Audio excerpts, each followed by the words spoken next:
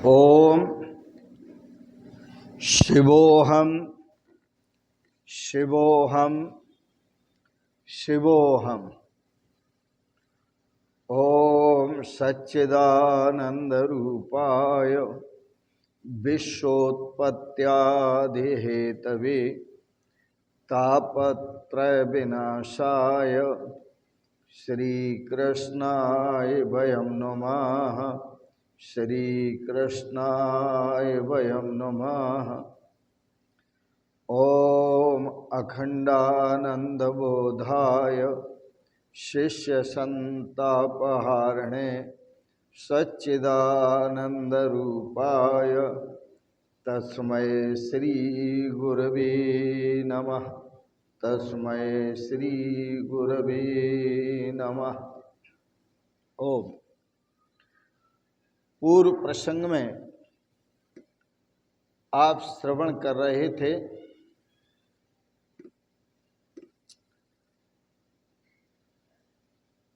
हिरण्यकश्यप स्वयं तो ज्ञान का उपदेश देता था, सुंदर उपदेश, परंतु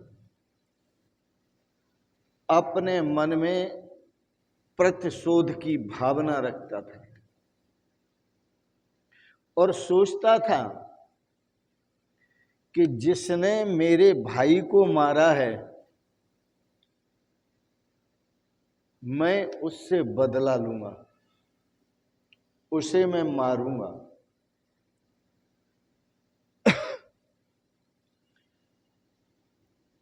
हिरण्याक्ष को भगवान विष्णु ने वराह रूप धारण कर मारा था, वराह अवतार लेकर मारा था। यह हिरण्यकश्यप भगवान विष्णु को मारना चाहता है।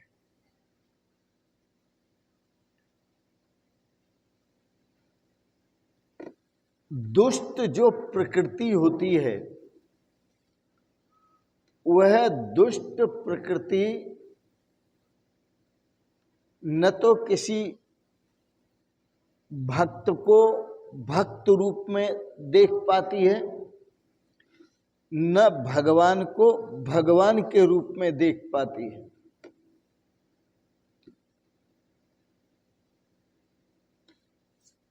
तो उसकी ऐसी सोच ये बड़ी घिनौनी सोच है। ज्ञान का उपदेश और प्रतिशोध की भावना।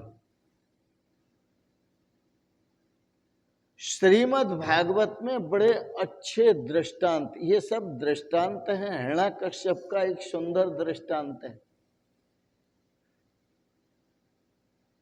हिरण्याक्ष का सुंदर दृष्टांत है।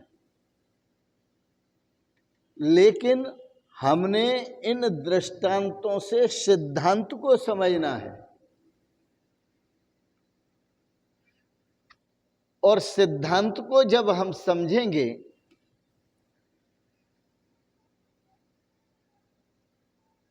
तभी हमें श्रेय की प्राप्ति होगी। हिरण्यकश्यप ने सोचा कि विष्णु को मारना कोई सहज नहीं है, इसलिए पहले मैं तपस्या करूं और तपस्या करके वरदान प्राप्त करूं और वरदान प्राप्त करके फिर मैं अमर हो जाऊंगा और अमर होकर फिर मैं विष्णु से युद्ध करूंगा।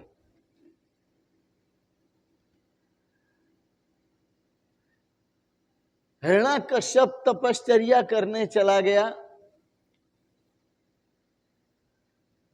और उसी दिन जिस दिन तपश्चर्या करने गया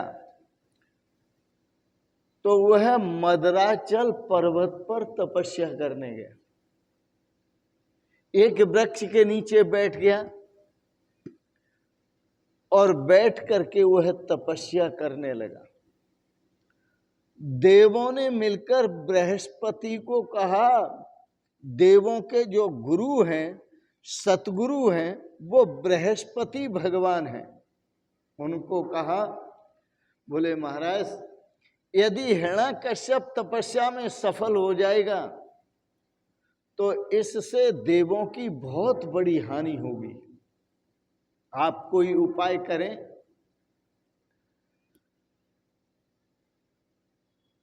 क्योंकि हिरण्यकश्यप ने कहा है कि मैं 10,000 वर्ष तपस्या करूंगा, 1-2 दिन नहीं, 10,000 वर्ष, और अनेक सिद्धियां प्राप्त करके ही लौटूंगा। तो हिरण्यकश्यप मद्राचल पर्वत पर गया। देवों ने बृहस्पति से प्रार्थना की।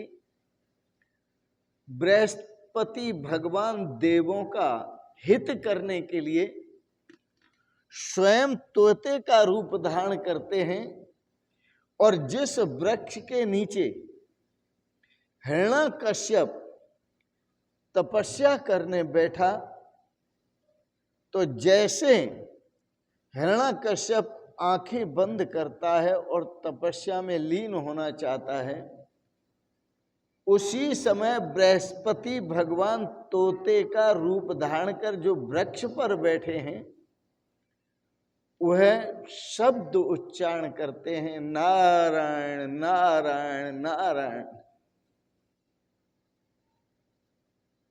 उसने सोचा ये तो मेरी तपस्या में विघ्न पड़ रहा है।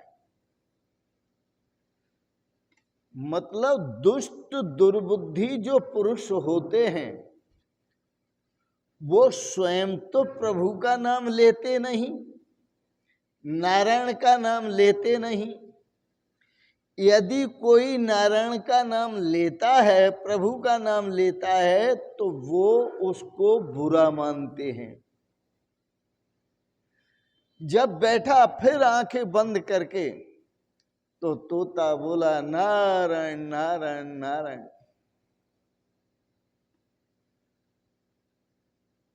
जब जब आंखें बंद करके बैठे तो तोता नारायण नारायण नारायण।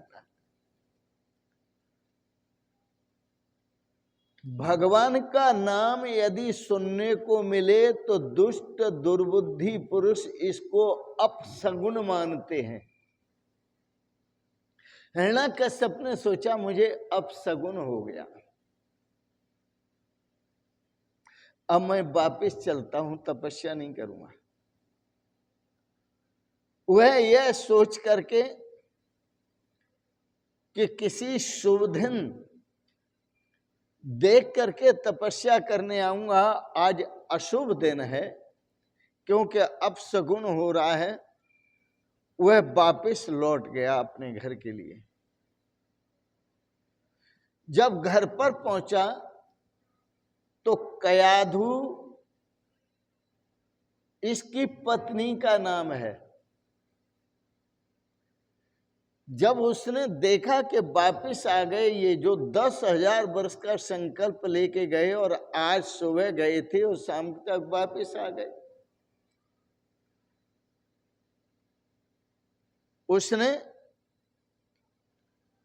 उस कयाधु ने बड़ा आश्चर्य माना और पति से पूछा, पतिदेव आप वापिस क्यों आ गए?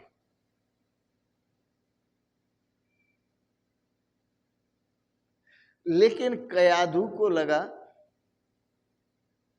यह मन में जब विचार आया कि मैं पूछूं पति से कि आप वापिस क्यों आ गए,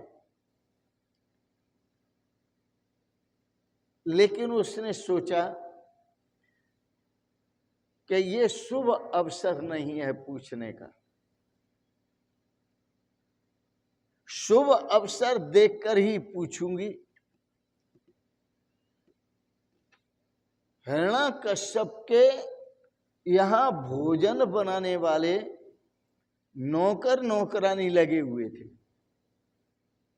आज कयाधु ने नौकरानी को एक तरफ किया, नौकर को हटाया और कहा आज मैं भोजन मैं बनाऊंगी अपने पतिदेव के लिए। उसने भोजन बनाया।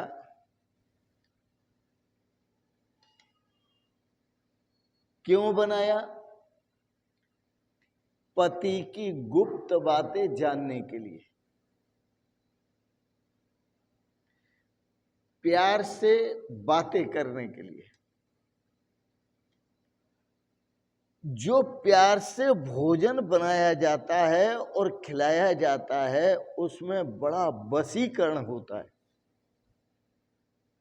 उसने सुंदर भोजन बनाया, सुंदर रसोई बनाई और बना करके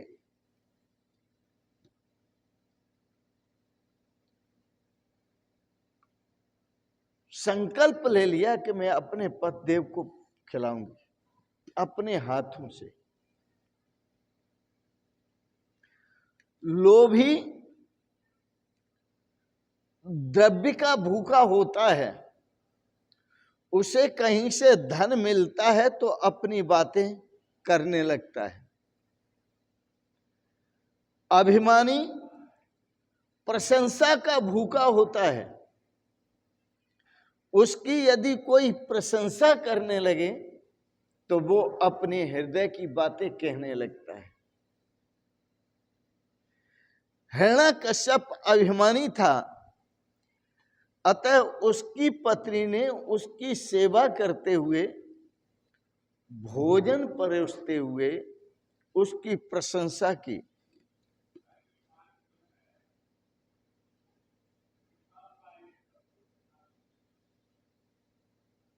एक बार राजा भोज से पूछा था, एक बार राजा भोज ने कालिदास से पूछा था, महाकवि कालिदास से,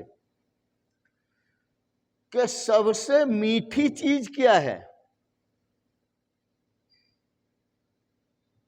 सबसे मीठी वस्तु क्या है? तो कालिदास ने कहा सबसे मीठी प्रशंसा है। यदि आप उसकी प्रशंसा करोगे तो वह आपके वश में हो जाएगा, जो पूछोगे वो बताएगा। कयाधु कहने लगी, नाथ आपसे इंद्र, चंद्र आदि देवता भी घबरा कर कांपते हैं। आप जितेंद्रिय हैं, आप महान ज्ञानी हैं, आप जैसा वीर तीनों लोकों में नहीं है। कभी मैंने नहीं देखा न सुना। मैं कितनी भाग्यशाली हूं कि आप जैसा पति मुझे मिला है। मैं मानती हूं कि आप जिस काम का संकल्प कर लेते हैं उस काम को निर्धारित समय पर करके ही लौटते हैं। लेकिन नाथ, आज वन में कुछ ऐसा क्या हुआ जिसके कारण आपको वापस लौटना पड़ा? ऐसा क्या हुआ? उस समय वह कामवश था।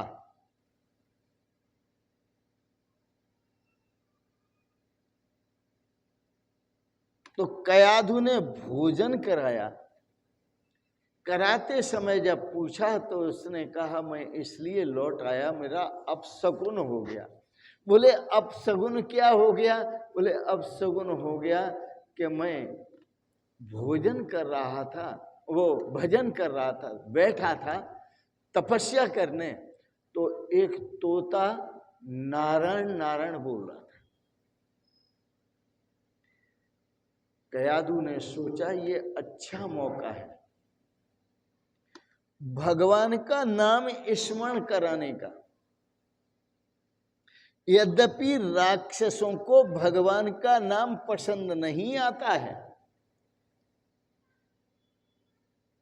तो कयाधु ने सात्विक भोजन खिलाया। उसको जो राक्षस वृत्ति का पुरुष होता है उसे सात्विक भोजन भी पसंद नहीं होता। न सात्विक भोजन पसंद होता है, न सात्विक व्यवहार पसंद होता है, न सात्विक भावनाएं पसंद होती हैं, न सात्विक विचार पसंद होते हैं, न सात्विक आचरण पसंद होता है जो दुष्ट प्रकृति का व्यक्ति होता है। हिरण्याकश्यप अपनी प्रशंसा सुनकर के बोला, देवी मुझे अपशगुन हो गया, और अपशगुन ये हुआ, क्या बताऊं?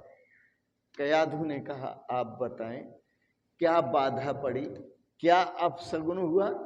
हिरण्याकश्यप ने कहा, मैं जिस वृक्ष के नीचे मदराचल पर्वत पर बैठा था तपस्या करने, उस पर एक तोता बैठा हुआ था। तो जैसे मैं तपस्या में लीन होना चाहता था, वैसे ही वो नारायण नारायण कहने लगा। मेरी तपस्या में बैठने पर अनुभव ये अपशगुन हो गया। कयाधु को बड़ा आनंद हुआ। क्यों आनंद हुआ? कि ये हैं तो दुष्ट वृत्ति के, दुष्ट प्रकृति के, दुष्ट भावना के, दुष्ट विचारों के, दुष्ट आचरणों के, लेकिन आज इनके मुख से भगवान का नाम निकला है। कयाधु को बड़ा आनंद हुआ, तो उसने कहा कि उसने नारायण नाम तो लिया। कयाधु सोचने लगी कि मेरे जो पति हैं बड़े अभिमानी हैं और नास्तिक भी हैं। अब उनसे जो नारायण का नाम है वो कैसे लिवाऊं बार बार? कोई युक्ति सोचूं। कयाधु ने युक्ति सोची, भोजन कराते समय नारायण का नाम लिवा दिया। अब शाम को संध्या के समय अपने पति के चरण दबाने लगी, और जब चरण दबाती है तो चरण दबाते हुए उसने पूछा, नाथ मैं उस समय आपको भोजन करा रही थी तो मैं भूल गई कि क्या ऐसी घटना घटी जिसके कारण आप वापिस आ गए। मैं पुनः आपसे निवेदन करती हूँ और पूछना चाहती हूँ। तो कयाधु ने पूछा पति से सेवा करते हुए कि वो जब आप तपस्या करने बैठते थे तो वो कौन था, क्या कह रहा था? हिरण्याकश्यप बोला कि वह नारायण नारायण नाम रट रहा था, और तोते ने आकर जब नारायण नारायण नाम रटा तो मैंने उसे अपशकुन माना। कयाधु कहती हैं, तोता? क्या तोता नारायण का नाम ले सकता है? नारायण नारायण बोलता था। हिरण्याकश्यप बोला, हाँ नारायण नारायण नारायण नारायण नारायण, उसने तो रट ही लगा दी। कयाधु ने कहा, भला तोता कैसे बोल सकता है? क्या वो सचमुच में ही नारायण बोलता था? हिरण्याकश्यप, हाँ नारायण नारायण नारायण नारायण बोलता था। बेचारा कामातुर हिरण्याकश्यप अपनी पत्नी के वशीभूत, उस पत्नी ने युक्ति पूर्वक उससे कई बार नारायण का नाम उच्चारण करवाया।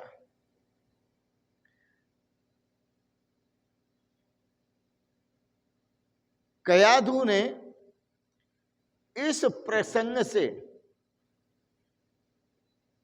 उठकर अपने पति के मुख से नारायण नारायण 108 बार उच्चारण करा लिया। जब 108 बार उच्चारण करा लिया, साधारणतः पुरुष जो होता है वो कामा अंध होता है, और जब कामा अंध होता है तो उसको जैसा कहा जाए वो वैसा करने के लिए तैयार हो जाता है। पत्नी चाहे तो अपने पति को सुधार सकती है, पत्नी चाहे तो अपने पति को सुधार सकती है, पत्नी चाहे तो कुमार्ग से सुमार्ग पर अपने पति को ला सकती है। पत्नी में बहुत बड़ा गुण है, लेकिन पत्नी सुपात्र हो तो, पत्नी स्वयं में सुपात्र हो तो अपने पति को सुधार सकती है।